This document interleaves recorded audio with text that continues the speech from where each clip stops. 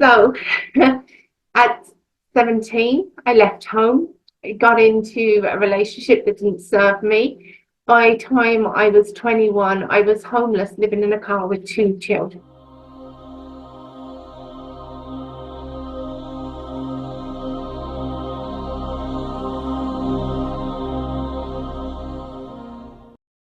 Sharon, thank you so much for joining me. I love, as always, to hear everybody's stories because everybody has a full life. It's not what you just see on social media. There's stuff that happens behind the scenes that makes you who you are. And I don't like to share people's stories. I rather let they hear it from you directly. So if you just want to go ahead and just tell us a little bit about who you are and what happened that led you up to what you do today.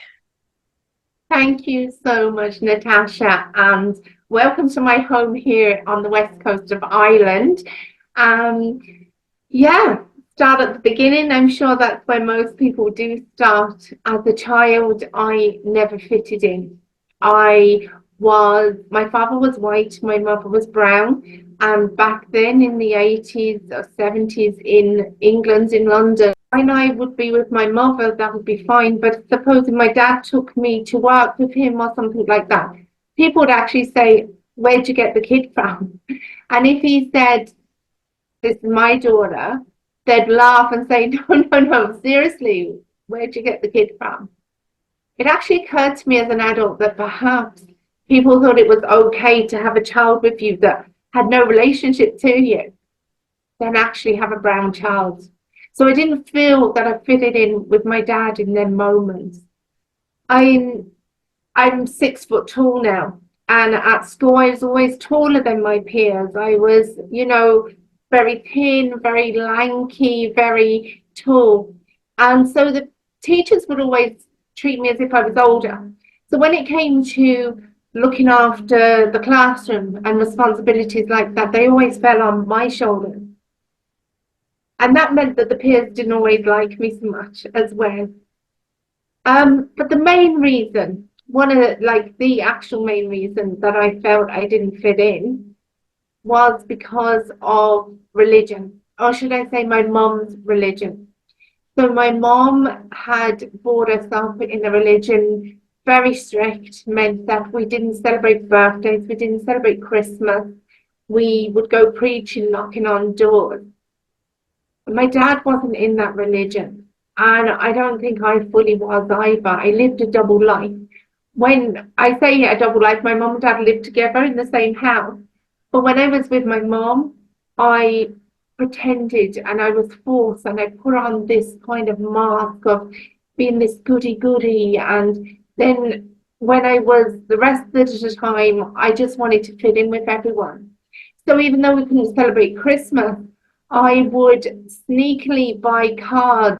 And the last thing I wanted to do was receive from people and not give. And so I led a double life. I had dyslexia in school that was undiagnosed, that wasn't heard of, so I felt stupid. There's so many reasons, there's so many things that made me not fit in. So I met a guy when I was 14 that I started dating. I'm saying adulthood, but it's not really adulthood just yet. And I was, madly besotted with this guy, and he was a Catholic, and I could no longer see him unless he became the religion that my mum was in. And little did I know, he did come along, he bought a suit, he looked all polished, and he tried, but it wasn't for him. And he ended our relationship. I was now 16. A very innocent relationship. We did no more than hold hands and peck each other, a kiss on the cheek. It was beautiful. But it was no more. And I was very, very hurt. I finally could stand up and say, I don't want this religion. And I moved on, you could say, with my life physically. But mentally, no. I still had imposter syndrome. I never really lived my full life. I always was what I thought you wanted me to be, what I wanted to please you. So I was dishonest, not in a criminal way, not in a malicious way, but I was dishonest in the way that if you liked football, I liked football. If you liked art, I liked art. If you didn't like art, I didn't like art. I was just like a chameleon trying to constantly find a belonging. So at 17, I left home. I got into a relationship that didn't serve me. By the time I was 21, I was homeless, living in a car with 2 children. It was tough. Till then had just been normal to me. That was my normal. I was still in survival mode. I was still in a mode of just living life. That's the way you get on with things. So we was in homeless shelters, and this was around the time of the war that was happening over in Bosnia. And the shelters weren't nice. We had lots of men that had come to escape the war living in them. There was all sorts of horrific stuff going on in the shelters. So I didn't feel like having a shower because I didn't feel safe. I didn't feel like any of that. So I would drop my children to play school, and I just walk the streets until it was time to pick them up. And I still had my car, so that was our home. And during that time, one day, I had my hair greasy, like I hadn't washed for, I'd say, weeks at this stage, except for the very bare minimum, and the hair wasn't even bare minimum. And no makeup, just looked desperate, I would say. And I was walking along the street in London, and a lady came up to me and she said, "Have you ever thought about being a model?" And I looked at her, it's like, where is this hidden camera, right? Where is this trick? But I was so desperate, I took her card. She told me about plus size modeling. At that time, I was a size UK 14, and I just rang the number the next day. But that afternoon, something else happened. I had bumped into the first boyfriend, and he said, "Do you want to go for coffee?" And I was like, "No, it's fine," because I had no money. And he must have known, because he was like, "I'll treat you." So we sat down and had coffee. The way he had ended it with me was, it was a letter through the post box, breaking my 16-year-old heart, causing me to run away and make all these mad decisions. And we had coffee, and it was pleasant and it was nice. And I told him I had children, and he was probably disappointed. He said to me, "Why did you break my heart so badly?" And I said, "What? You know, there is 3 sides to a story, right? There's mine and the truth." So I said, "You ended it with me. You like someone else." And he said, "No, I didn't." How self-sacrificing was that from him? And one of the nicest things someone's ever done for me, even though it didn't turn out for good. So yeah, that ended. Nothing else happened there, but it was just like a realization of, wow, I was worth something more. So roll on to the agent. Gave her a ring the next day, and she arranged for me to have a casting. So I found a way of washing my hair and looking a bit more presentable, and I went for a casting. And that weekend, I had my first modelling job, which paid me £1,000 sterling. That meant I had a deposit for a place. That meant my life was about to change. And again, physically, I moved on. However, mentally, I still felt worthless. I didn't feel good enough. I was waiting, I'd be on catwalks ready to go, and I'd be waiting for someone to tap me on the shoulder and say, "We've made a mistake. Actually, you're awful looking. What were we thinking?" And I was living with that the whole time, this imposter. I roll on from there, I made money. I bought an apartment. I sold it. I moved to Ireland.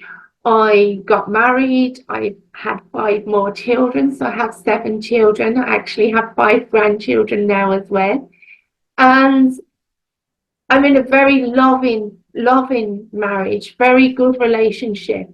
My life's going good, but still, I feel the need to please people.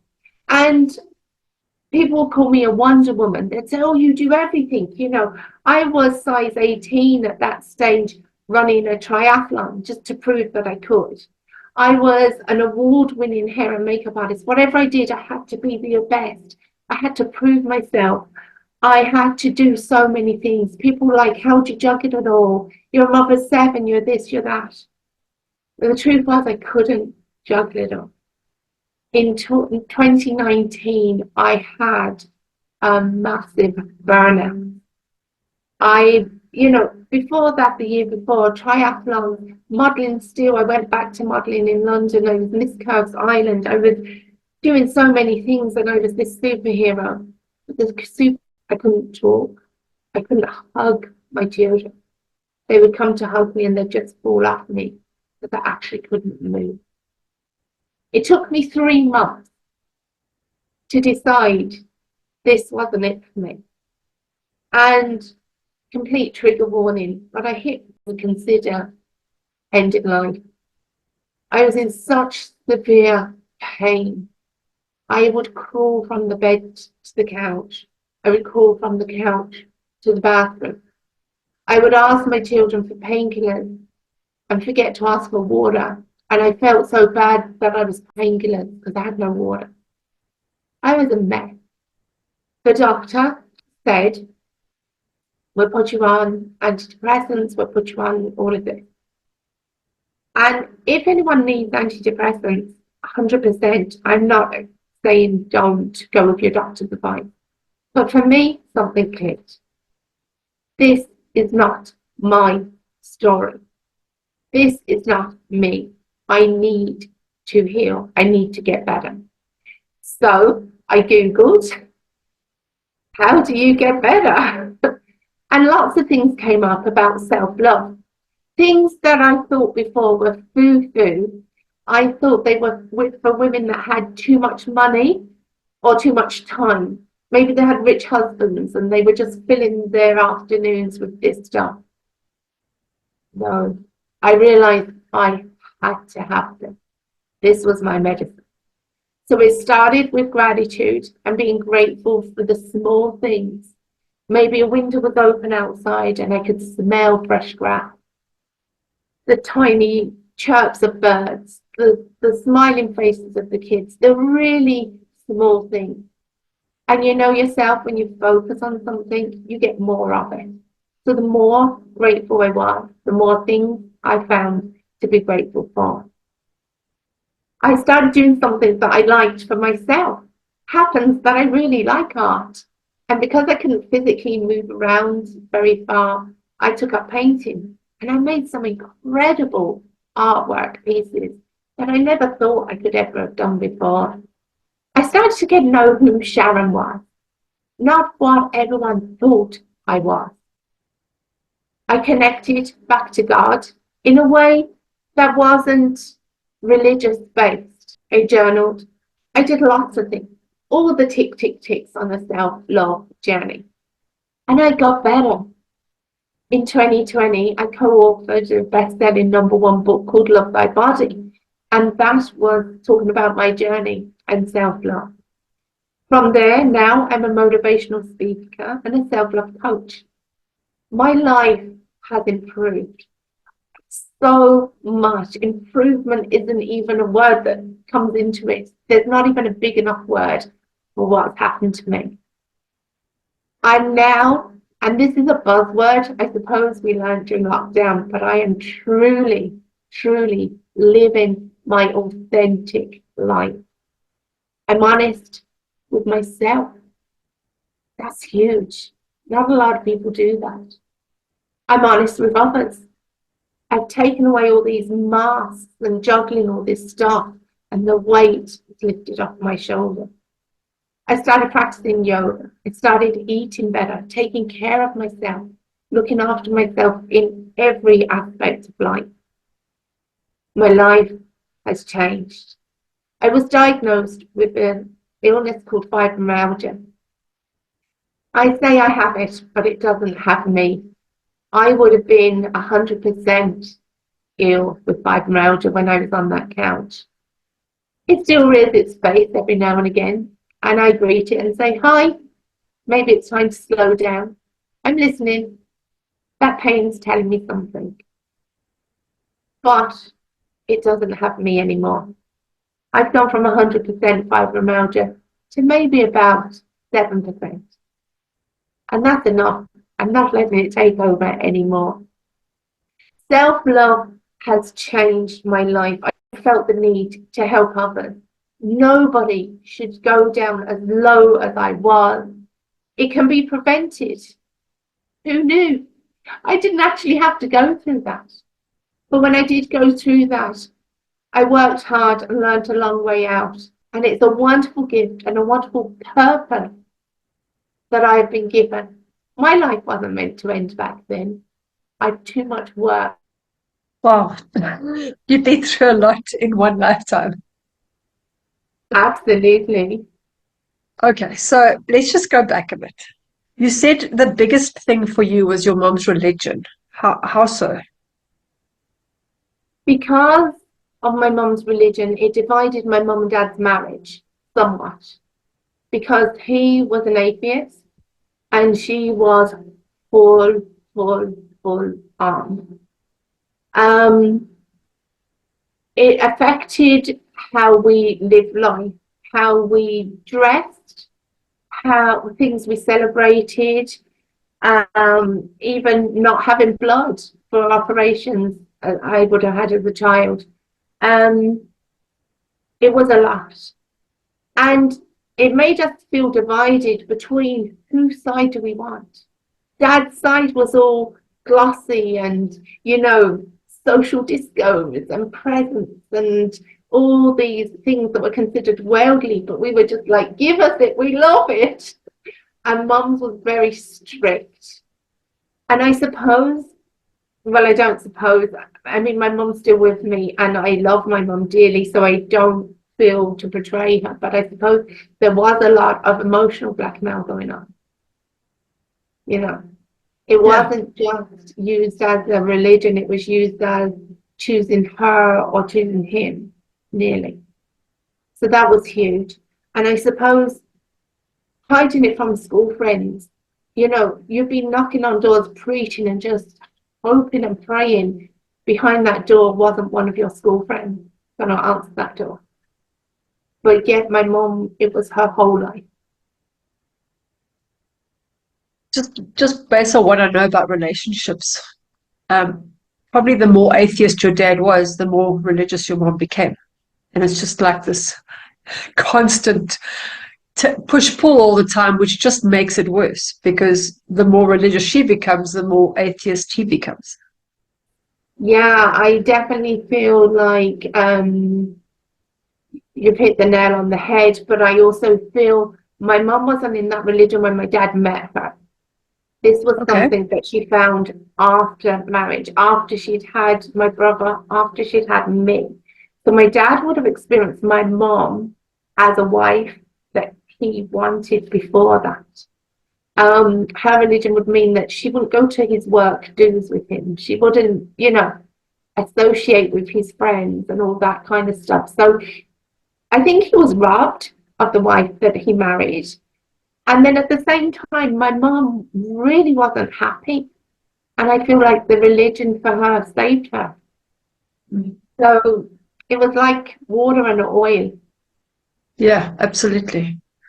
And the thing is, for you, I suppose, because you have two different cultures coming together, it's obvious. For a lot of people, they wouldn't notice it as much because, they might just see their mother withdrawing or their father withdrawing and, no one really talks about it. But for you, you're like in between having two worlds trying to come together. Yeah, and I suppose that would be part of it as well. My mom is from Trinidad and Tobago and we grew up in England, but England never felt like home because mum would always talk about home being her home in Trinidad. And I suppose with our colour back then, now it would mean nothing. But back then, in the area we grew up in, myself and my brother and one other family were the only families that weren't English white where we grew up. So we did stand out. In fact, we stood out unbeknownst to me. I think I thought that I was white until I was about 7 or 8. Then it occurred to me when people would be talking about what, I don't know why, but in our school it was, and they would be talking about their Sunday roast. And I would lie and say I had a Sunday roast, but I would have had maybe a curry or chicken and rice. So I just always didn't feel good enough, and now I'm a fabulous cook and people want to come to my house and experience my culture and my cooking. It's so different, but as a child, it's the stories you tell yourself. Yeah. Well, I mean, growing up, it's really tough, but you've done so much work, but you realized you chose that life before coming in. So what is it that you came to experience with that? With choosing the life that I have now, is it? Yeah. Yeah. The biggest thing is the relief. The biggest thing is the just being me and knowing that I am enough and that I don't have to pretend. I don't have to remember what I've said to someone. I don't need to remember a backstory because I didn't want to tell my backstory. I suppose the freedom in writing a book, it's out there. It's there. Everyone can see it. So there's no more pretending. There's no point. Obviously, not everything in my childhood is in there. There's a lot more things that I am still processing. I'm still working through. Maybe they'll make a book one day. Maybe they won't. But they'll be solved. They'll be sorted. They'll be worked through. Self-love isn't a full stop. It's not like, oh, I have self-love now. I'm good. I'm done. Yes. It's a continuous growth and development. There are so many aspects of self-love. I am actually on my final 2 pillars to my health, not letting pain and discomfort stop me or use excuses. I now swim or exercise every day, and I get out at the weekends, maybe go for a hike and everything else. The funny thing with fibromyalgia is you're in pain, but nothing is actually wrong. It's a pain that I could feel like my arm is broken, but my arm is not injured. So therefore I can push past it and use it. And when I do push past it, the pain says, oh, you're not listening. Okay, we'll go away. So you might not feel like exercising. In fact, it could be the last thing you want to do. But I've learned that if I break that barrier, I can get better. So I've gone off topic of what I was saying.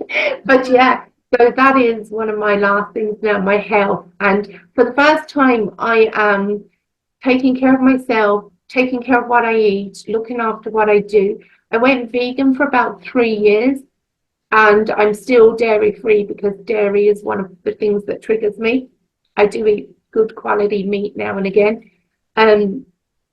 But I'm now losing weight, getting healthy and everything else, but not for my looks. For the first time, never for how I look in the mirror or what clothes I wear. This is the first time I'm actually doing it for my body. I'm approaching 50. It's kind of that thing where you think you've more years behind you than ahead of you, and I want to finish strong. I have grandkids. I want to be there. They call me Mamo. I want to be their Mamo for as long as I can be. And so there's completely different motivation behind it. Then my final pillar that I'm going to work on is finance. I've always had a very scarcity mindset, and I'm going to start that fairly soon. Okay, so when you were homeless, how did that happen? I mean, you've gone from breaking up with your boyfriend to having 2 kids and being homeless. Something must have happened to get you to that point, because I always believe, even if you don't have friends, there's always someone that can put you on the couch. There's always somebody. So it's something internal that's almost like pushing everybody away. Is that what happened for you, or is that? No, it's actually quite the opposite in a way. Circumstances change, some circumstances that I'm not going to go into, but yeah, I at 16 got into a relationship that really didn't serve me and just actually added to me feeling more and more unworthy. and I just couldn't take it anymore, and I left the home. And at that stage, my mother had moved back. My mum and dad had actually separated well, after the children left home. Maybe it should have happened before, but after the children left home. Um, so my mum went to Trinidad, so she wasn't in England at that time. She did come back afterwards, and we got a house together, but at that time she wasn't here, and I wasn't going to bring my children to my father's house. Um, the relationship I was in had been quite a, how would I say this? One that meant that you were isolated from the friends you would have had. So, and the fact that I was very young and in relationships, I didn't have that many friends that were girls, because I'd always Yeah. been kind of in relationships. So it's just the way it was. Yeah. No, I'm asking because if you landed up being at rock bottom, that is probably the point where you said, I need to do something. There's nobody who's going to save me. I hope something could happen, but nothing's going to. And that's actually where the power lies. The power lies in that. Yeah, it's where you draw the line. Yeah, well, the thing was, being homeless in the car with two children, I was married in a happy relationship and very secure. That's when rock bottom happened. Back then, that was just life. You just picked yourself up and found a way. And Yeah. had it not been for the model agent at that time, whoever sent it worked out, but something would have worked out, I'm sure. It would have had to. Well, that sounds to me like an earth angel that came there because we plant these things along the path to say, this is what needs to happen if I get here. Yeah. So that must have been really tough, with your children and that. Are they still close to you, those two? Oh, absolutely, yeah. It was tough. It was really tough. At one stage, we got a tummy bug, Ooh, and that was really tough. A gastro bug in a car with two children. Luckily enough, I could put nappies on them and manage them. But yeah, that was really tough. That was really yeah, tough. But I yeah, suppose at that time, thinking about it, I hadn't hit rock bottom because I probably thought I didn't deserve anything else. yeah. Well, that's the next question. It's because you've been taught growing up that you're not worth it. Everybody else is so consumed with their lives and what's going on in their life. Not to say it's wrong, but no one's there for you. So even at school, no one's there for you. You have to be there for everybody else. So of course you're going to be the caretaker. Who's going to think of you when only you have to think of everybody else? So what made you get that switch? Because I know you said you realized that self-love and the gratitude and all that happens, but there's a point where people almost jump. They say, I can't get to there. I cannot heal if I stay the person that I am. Something has to switch. There's a point where you choose you. What was that for you? Yeah, it was a journey. It wasn't an instant thing. It wasn't something that I can tell you I had a aha moment. I can't tell you that. But I knew, I suppose, when the doctor had said about the antidepressants, something clicked there to say, no, that's not my story. I suppose I would have had, my brother would have had drug issues growing up and stuff. And I've always been kind of, I don't even take a headache tablet, I just don't like tablets and medicine if I can avoid them. If you need them, you need them. But for me, I suppose that was like, no, I've got to heal myself. I've got to get better. And in practicing the self-love along that journey, it taught me that, hey, you're a being. You're deserving of this stuff. And you have to do this stuff because if you don't do this stuff, you are useless to everyone else. So that saying of you can't pour from an empty cup, it's cliche, but it's so true. And most of my guilt for, say, not wanting to be here was due to the fact that I had to rely on my husband. I had to rely on my children. They made no fuss. That wasn't an issue for them. But for me, being the one that's always given, it felt so alien. It felt so useless that I knew I had to build myself up. So through the journey of self-love is how that came about. By giving to myself, then I thought, this feels nice.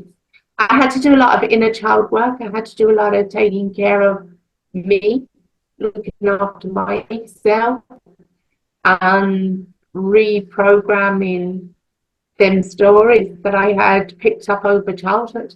And again, I'm not blaming any particular person for this. This was something that was certain things could have been done quite innocently, said quite innocently. And I took it up how I took it up, you know.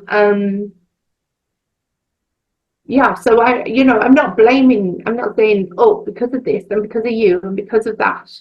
I don't, but I've had to forgive myself and reteach myself. There's a wonderful book called The Four Agreements. I don't know if you've read it, Natasha, or maybe the listeners have read it. But in the Four Agreements, it basically gives you 4 rules to live by. And one of them is to not make assumptions.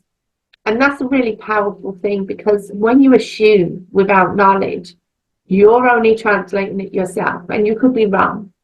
And children translate things from a child's perspective, not from an adult's perspective.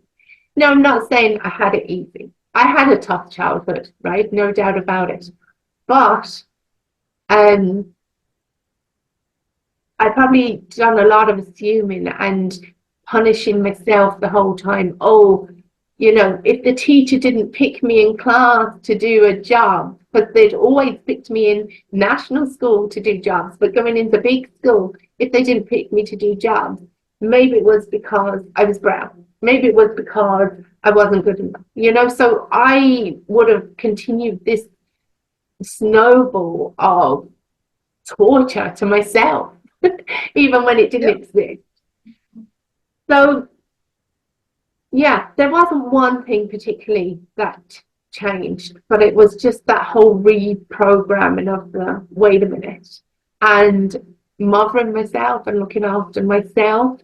I would often tell clients when I work with them, would you allow someone to speak to your child the way that you are speaking to yourself? Would you allow, if that happened to your child, how would you react? So why do we do it to ourselves, So there's a lot of work from different walks of life. Different people have different issues. There's never one cap fit. I listen to my clients and see what is needed and required. Yeah. Well, that's the thing, is you have your own predisposition. So one child might take something absolutely personally, and another would say, what are you carrying on about?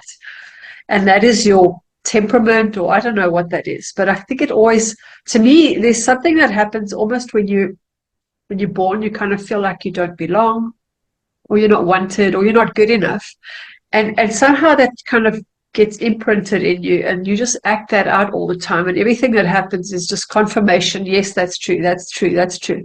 And until you heal it, you're going to keep attracting that.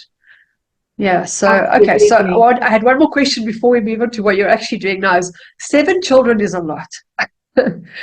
How is that to be in a household with 7 children? I mean, that must be amazing. Like, I think, most people have maybe 2 or 3 or 1, but 7, why? I mean, I think it's amazing, but why? It, like everything in life, it's a double-edged sword, right? So I had 2 children going into my marriage, and we had 5 more together. I've been a straddle parent. So my eldest is 30 and my youngest is 12. So I've straddled through decades. My eldest was born before the internet, and my youngest doesn't know life without a phone. So there's been a lot of changes. How is it? That's a great question. It has its moments, but if I weigh the scales, I'm so delighted I have 7 children. We made a decision in our relationship that we wanted children and that children came first. So we co-worked, I suppose you could say. So there was always someone home with the children. And we didn't go abroad on holidays. We didn't have the fancy stuff, right? But we gave each other very much richness in family, in siblings, in relationships, on support. There's strength in numbers. There's so many benefits. The way I look at it is, look, people here might cook a roast chicken and they might have 2 adults, 2 kids, and they might eat the breast and throw the legs and the wings in the bin. We eat every bit of our chicken. But with sacrifice, they're materialistic. But at the end of the day, it depends on the person you are. For us, material isn't where we're going to find happiness. Material is about nurturing. And I suppose for me, giving children something that a childhood I would have liked, perhaps. And yeah, it is mad. It gets mad. There's arguments. It's not all like the Wardens, and we're not all like lovey and kissy all the time, you know. The girls are rubbing each other's clothes, and you know, it all kicks off and everything else. But it's great fun. When we were in lockdown, and there was people going past for their walks. In Ireland, you were allowed to walk, I think it was 2 kilometers, and people would go past our house, and our children would be out in the yard, and they'd be like, Mom, how come they're allowed people over? How come they're allowed friends over? And their mums would be like, no, that's just their family. So, you know, it's great. There's always a party. There's always a hoolie. So I love it. And I think as well, looking to the future, it gives me a great confidence that my old age won't be a lonely age. I'm looking at a lot of my friends that maybe had 1 or 2 children, and perhaps they've gone, if 2 children decide to go abroad and live, then you're on your own, like if you've only got 2, you know. And in Ireland, lots of children are going abroad and living. My eldest 2 are married and they live in Ireland. But I suppose I love being mamo. I love having mamo days. I love spoiling the kids when they come over, not materialistic, but cooking for them and all that kind of stuff. And I just see being surrounded by family in my future. And I think that's a beautiful thing. Yeah. Well, like I know when you've experienced a childhood where you've not been included, you now have the opportunity to give back what you never had, and that's how you get it, right? Because people always say, "I never had it," but you have it now. I would say some of my children at times don't feel included as well. Just because you can be lonely in a crowd, just because you have a big family doesn't mean you're not going to have them moments, right? Yeah. But I suppose when something comes up, you've always got someone that has your back. And I think that's so precious. Yeah. Yeah. Okay. So let's talk about your book. So you say you've released a book, and where can people get hold of that? And you've shared your story as well in it, but I will list the link below as well. Yeah. So that's just on Amazon actually. So it was a book that was co-authored between a bunch of women, and it's a nice book. It's called Love Thy Body, and you can get it on Amazon. It's volume 1. I think they've gone on to make a few volumes since. And it's just people sharing their stories about self-love and how they've achieved it and the stories they've been through. So it's a really interesting read, because in there will be something that everyone can relate to, because you're talking to a few different women, you know. So that's that. But yeah, one day I'll probably write my book. I found writing such huge therapy. It was like journaling with purpose. Yeah, I was going to ask you that. Did writing actually also help you to heal? Because you're kind of forced to sit with your thoughts and tell the story raw. Absolutely, yeah. And I suppose you can, the way I approached it was I just wrote everything down, and then I edited it afterwards, because you know we had so many words, but and there were so many things that I'm not ready to put out there at that time.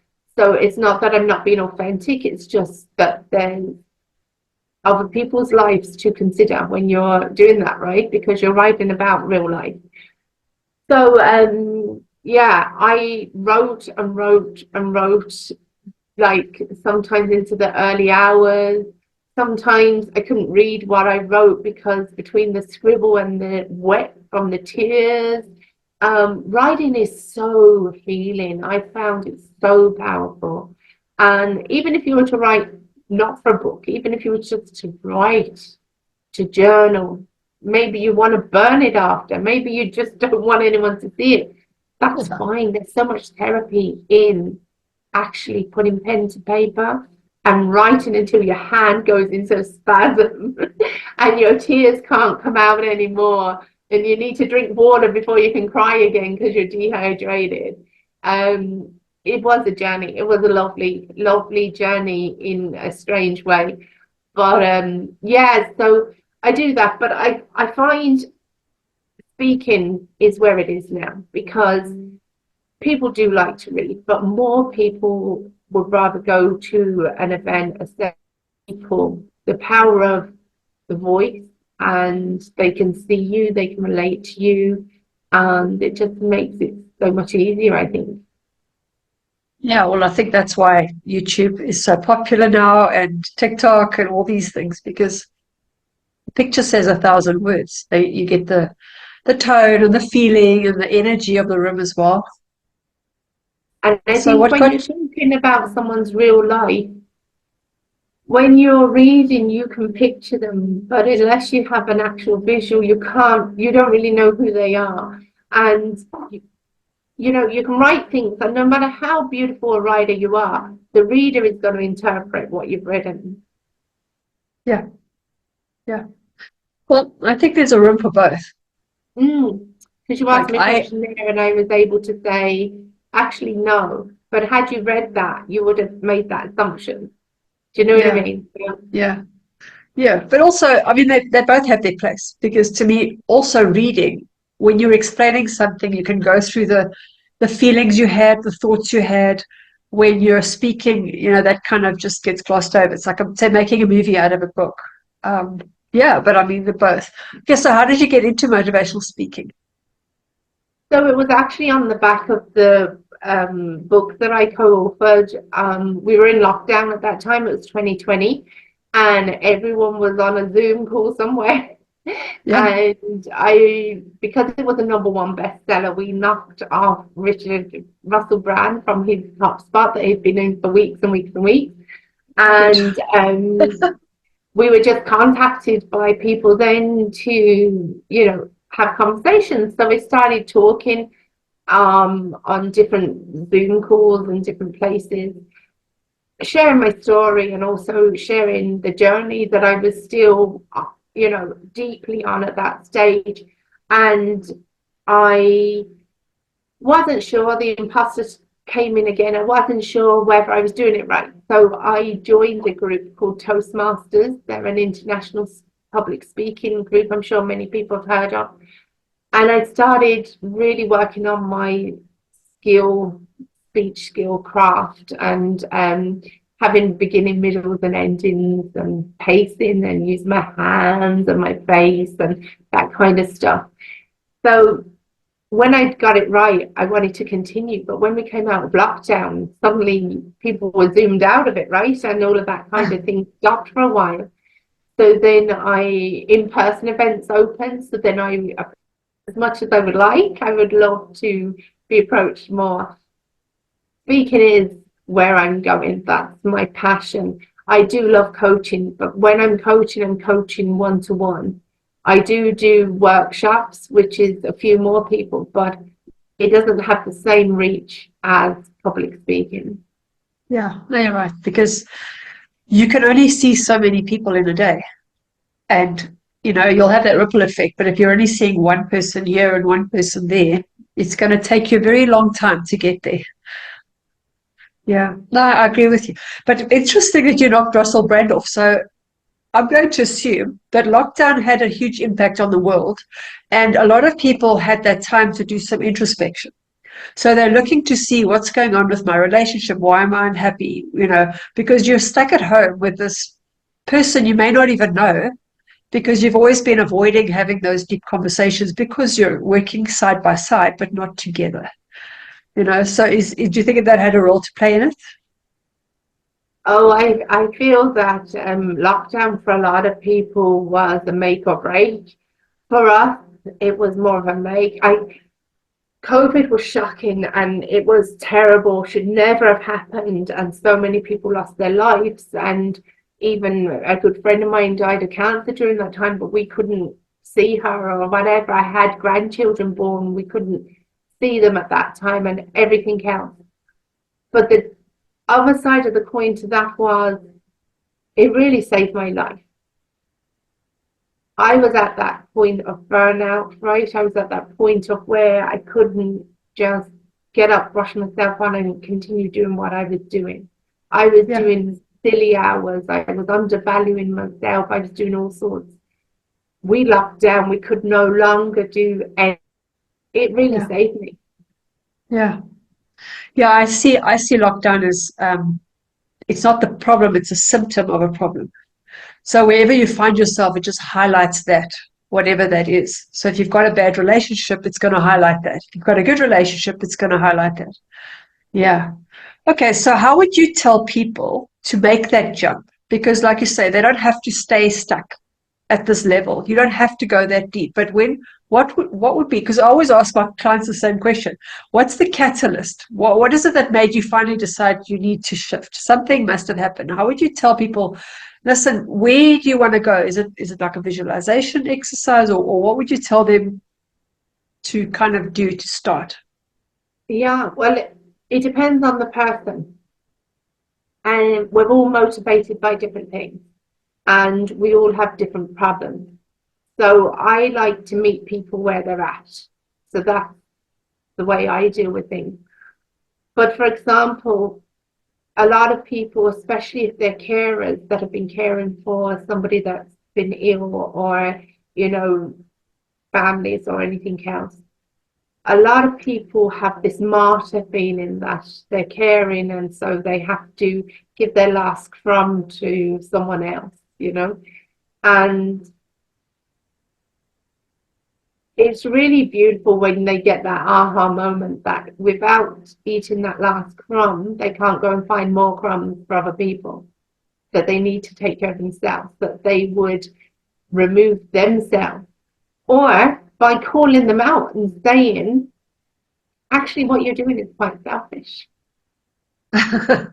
Actually, what you're doing is quite selfish. If you think about it, you're giving to everyone else, but you're not giving the best of you to other people. What you're giving to them is half-assed because you haven't looked after yourself first. And one person in particular, I have been that direct with, and that gave them such an aha. And they thanked me afterwards. I wouldn't do that with everyone, of course.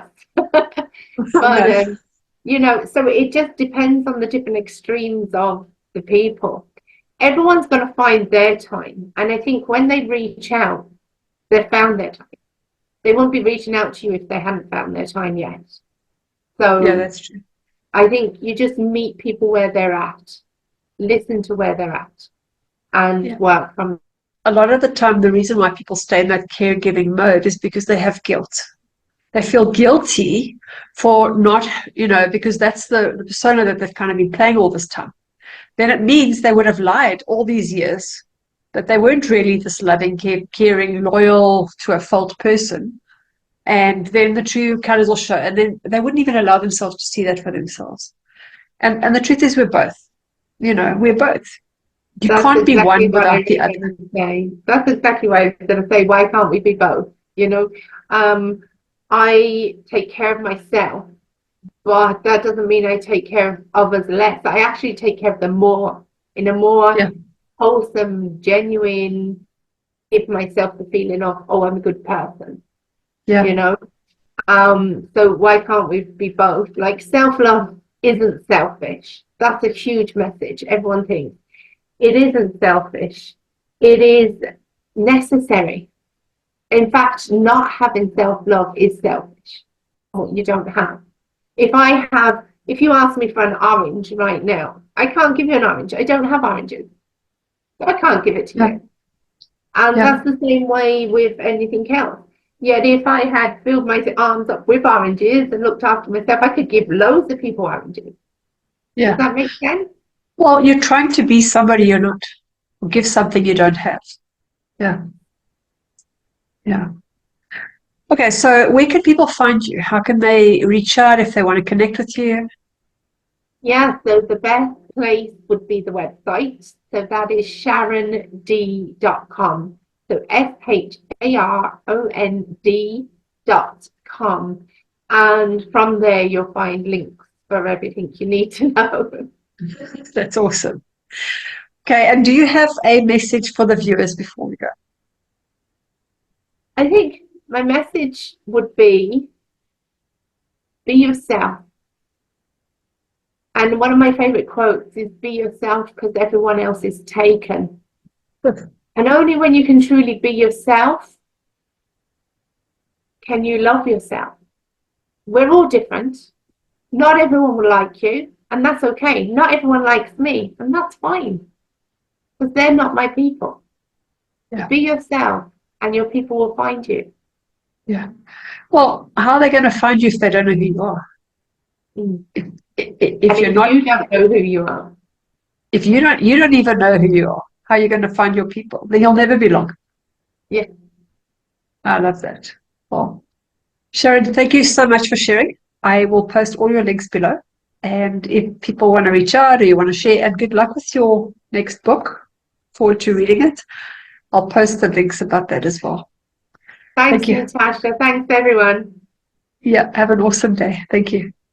Bye-bye.